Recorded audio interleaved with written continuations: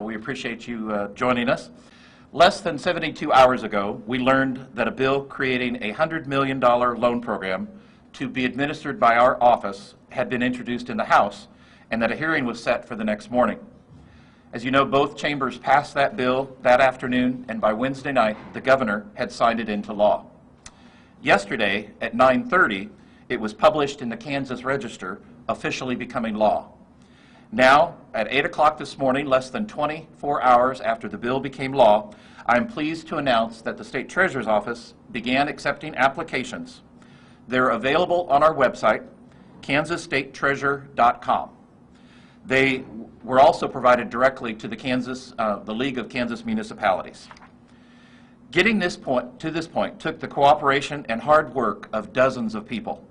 It was not a matter of Republicans and Democrats, but really a matter of coming together as Kansans helping other Kansans. These cities don't have an option for not paying their bills, and their pending bills were putting them on the brink of bankruptcy. Without emergency action and this aid, the increased prices required to purchase natural gas and electricity would result in devastatingly high utility bills for consumers, threatening the financial health and physical welfare of residents, businesses, and the cities themselves. I especially want to thank our dedicated and highly qualified State Treasurer's Office staff who all jumped in immediately, some even taking their scheduled day off and coming to work. The implementation of this program is designed for the lawful use of the funds, as well as transparency, equity, and accountability. This is a low-cost loan program. These are not grants. The program is available to any city that has incurred extraordinary electric and or natural gas costs during the extreme winter weather event of February 2021. Cities will have up to 10 years to pay these loans back. Loan proceeds may not be used to pay electric or gas utility bills that the city would otherwise pay as a consumer of utility services. Applications submitted by cities beginning today through 5 p.m. on March 15th will be treated as though they were all received at the same time on the same day. I will begin consideration of those applications upon receipt from those cities with payment obligations on or before March 15th, and we may elect to fund those loans prior to March 15th if there is an immediate and dire need for the funds to prevent the shutoff of city utilities. Applications received after March 15th will be evaluated on a first-come, first-served basis, and if funds are not available, applicants will be placed on a waiting list in order of which the applications were received. All applications will be ranked by immediate need of funds as determined by the due dates of obligations of the city and the city's currently available resources. Those cities with the most immediate and dire need of funds will be given first priority for evaluation.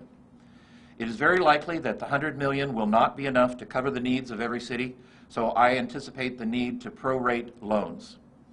Cities are required to establish a dedicated source of revenue for repayment of the loans, whether that's through rates, fees, or surcharges for the use and services furnished by or through the related utility system.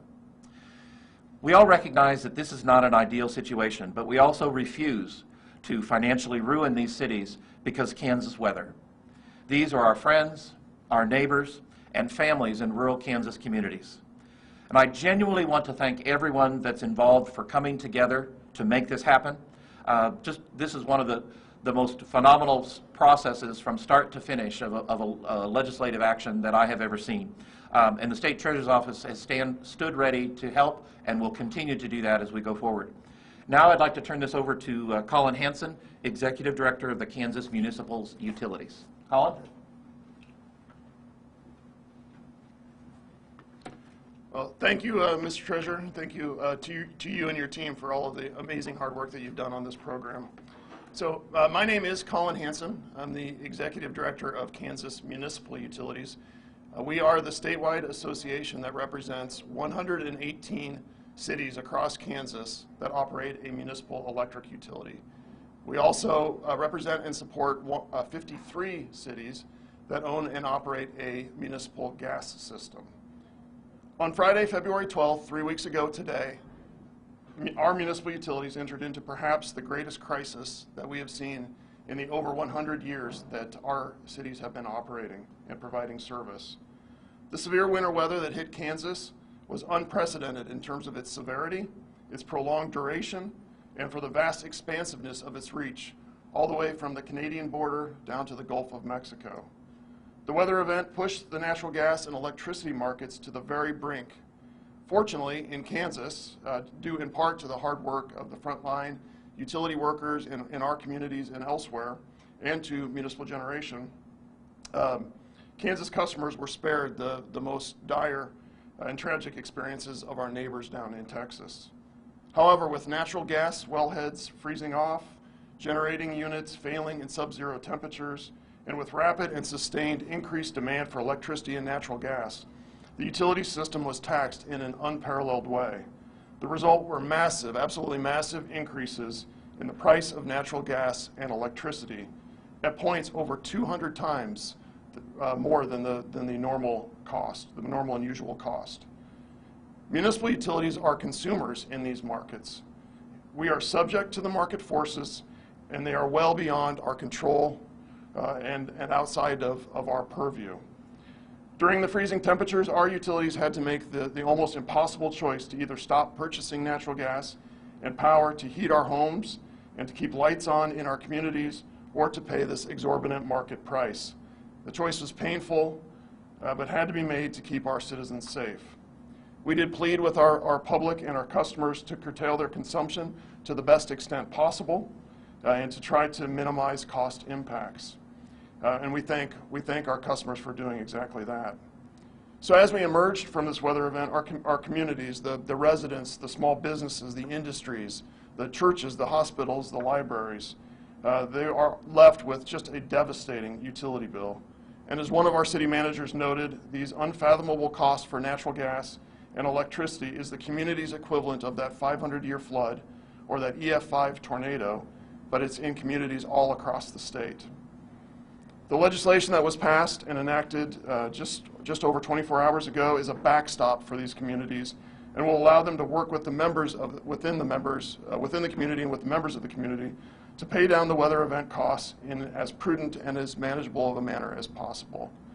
So again, we want to thank and give our most sincere gratitude to State Treasurer Lynn Rogers and his incredible team, as well as Governor Kelly and her team, Speaker Reichman in the Kansas House, Senate President Masterson in the Kansas Senate, and the entire Kansas congressional delegation for their willingness to bend over backward to help Kansans.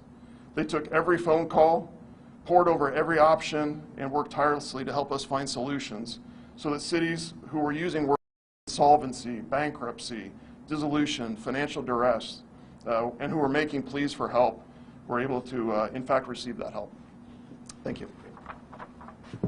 And Eric Sartorius from the League, did you want to make some remarks? Yes, sir. Just briefly.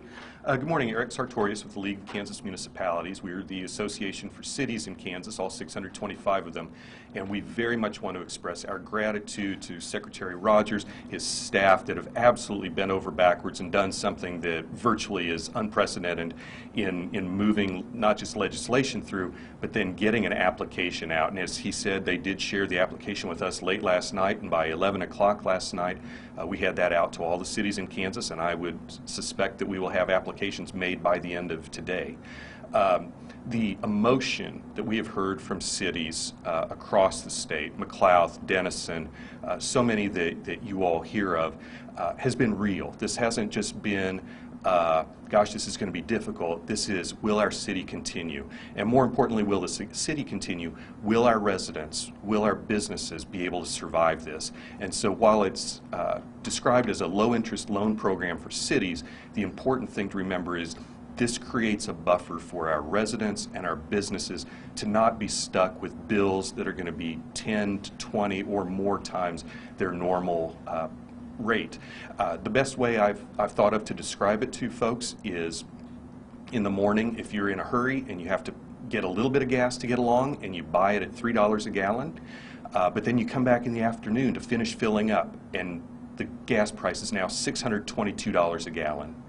That's what our city utilities saw happen. The whole market, so it's important to keep in mind that investor-owned utilities, electric co-ops, everybody in Kansas is going to face these challenges. So we are so grateful, as Mr. Hansen said, for the House leadership to move forward. Literally 7 days ago right now, Representative Blaine Finch was beginning to write this legislation, and I've never seen anything in my life become law in less than 12 hours.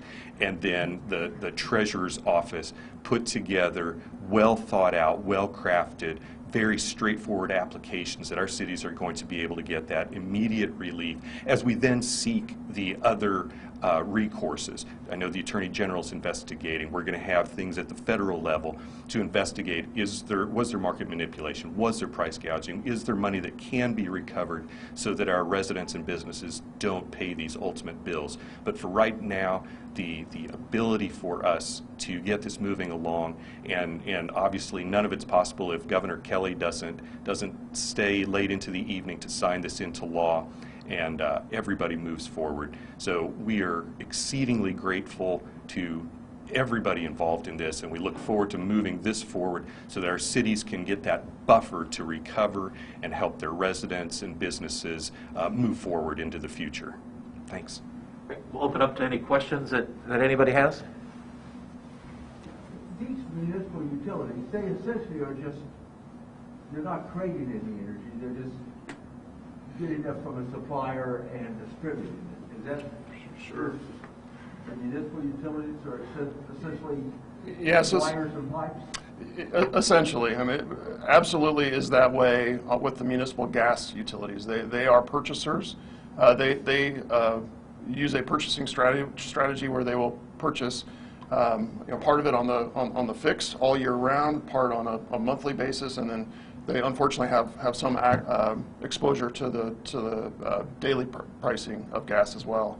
On the electric side, there's 118 electric systems, so there's 118 different ways to do it, but most of them have some level of exposure to markets, but also municipal generating plants. About half of them have municipal generating plants, and then some of them have contracts for hydropower and wind farms, other things like that. And many of these communities are very, very small, correct? Yeah. So of our 118 municipals that have an electric utility, the median size is about one with 930 customers. So they are very small, and all the way down to, I think our smallest one serves 32 customers. So.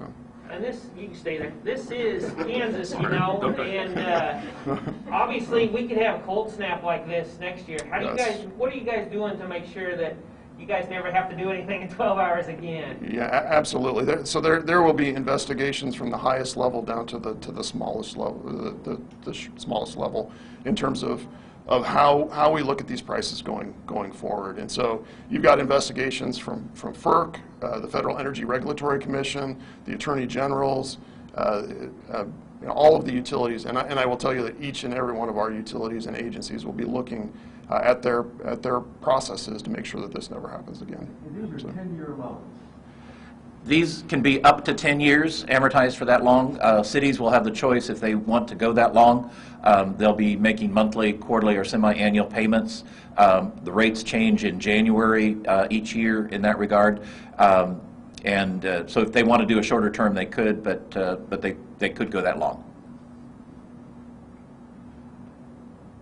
More questions? All right, thank you. Great. Well, thank you all for being here. Thank you. So. Thank you. Can I get a